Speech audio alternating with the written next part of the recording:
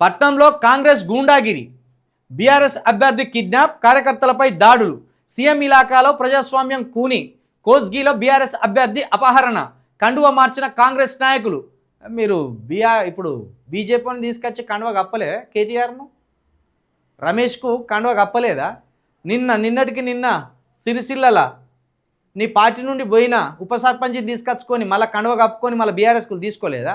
గిదిగా అంతే అన్ని పార్టీలు రాజకీయ వ్యభిచారం చేస్తున్నాయి, అందులో నీ పార్టీ కూడా ఉన్నది. కండువ మార్చిన కాంగ్రెస్ నాయకులు పార్టీలో చేరుతున్నట్టు తిరుపతి రెడ్డి ప్రకటన, కేసులు పెడతామని పోలీసుల బెదిరింపు, భార్య ఫిర్యాదు చేసిన స్వీకరణకు నో, ధర్నాకు దిగిన బీఆర్ఎస్ నాయకులు, బీఫామ్ ఇచ్చిన అభ్యర్థిని ఎత్తుకెళ్తారా, ఇవేం ఎన్నికలు, ఇదేం ప్రజాస్వామ్యం, మాజీ ఎమ్మెల్యే పట్నం మహేందర్ రెడ్డి ఫైర్.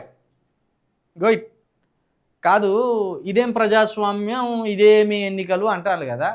మొన్న కేసీఆర్ గారు రాజ్యాంగాన్ని మార్చేస్తా, రాజ్యాంగాన్ని మార్చాలి అంటే కొందరు బత్తాయి ఆలోచనలు కలిగిన బీఆర్ఎస్లో కూడా కొన్ని బత్తాయి ఆలోచనలు కలిగిన వ్యక్తులు ఉన్నారు. కేసీఆర్ 2 సార్లు ప్రెస్ మీట్ పెట్టిండు. మొదటి రోజు ఏమనుకున్నా అంటే తను చెప్పిందే ఇంటర్ కావచ్చు ప్రజలు అనుకున్నారు. రాజ్యాంగాన్ని మార్చాలండి అని అన్నాడు. అనగానే తీవ్రమైన వ్యతిరేకత వచ్చింది. రెండో రోజు ఏమన్నాడంటే నేను రాజ్యాంగాన్ని మార్చాలనిలే, రాజ్యాంగంలో దళితులకు 19% రిజర్వేషన్లు ఉన్నాయి, దాన్ని 30% ఉండాలంట అన్న, దాన్ని సవరణలు చేయాలన్న నేను, రాసుకో ఇప్పుడు అని రిపోర్టర్ల మీదకే మళ్ళీ తిరగబడే ప్రయత్నం చేసిండు. ఇప్పుడు కేసీఆర్ గారు మౌనంగా పెద్ద మనిషిలాగా యాక్టింగ్ చేస్తాను. కానీ అప్పుడు కేసీఆర్ ఎట్లున్నారో జర ఒక్కసారి యూట్యూబ్ ఉన్నది కదా కొట్టి చూడుర్రి. కరోనా కాలంలో పుసుకున్న వాళ్ళు మందు షాపులు తెస్తారా అంటే మీకు అవసరమా అండి? మీరు తాగుతారా? లేకపోతే రిపోర్టర్ ఉండి మీరు రాజ్యాంగం మార్చేస్తానంట, నీకు చెప్పినా నేను? నీకు చెప్పినానే? నీకు చెప్పినా? ఇట్లా ఏం ప్రౌడు, ఏం అహంకారం. ఇప్పుడేందో అసలు పాపం అమాయకుడు నోట్లే ఏలు పెడితే కొరకడు అన్నట్టు గిట్ల అంటాడు, వెళ్ళిపోతాడు. మీరు మళ్ళా కేసీఆర్కి అధికారం ఇచ్చిరా, మిమ్మల్ని వడిపెట్టి చంపుతాడు. ఈసారి కొడుకు రాక్షసుడే అవుతాడు, తండ్రి రాక్షసుడే అవుతారు. ఎందుకంటే వీళ్ళకు వశపడతలేదు.